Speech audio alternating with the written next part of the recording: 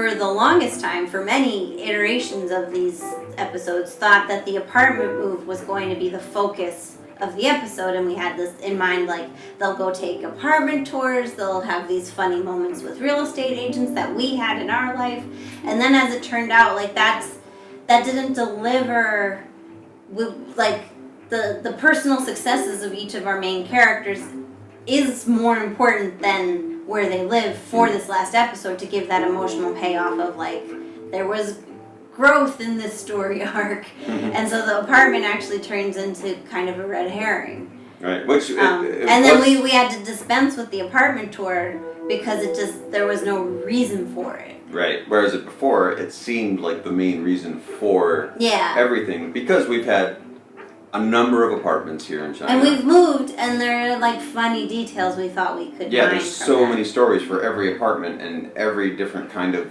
scenario, and how do you find it, and how do you end up in one, and what is it like when you get to one. Right.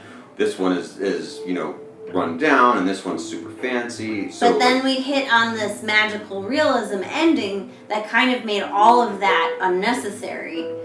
But the magical realism moment to us was like, yeah, and that drives home like they belong in Luzhou, they belong in this life. And right, that became more important, so we had to just throw away all the other stuff about like how do you move apartments in China. You're not going to find out. Maybe in a future season, but that's not in this season. Well, essentially what it turns out is there are a bunch of little antidote jokes, really. Yeah, anecdote.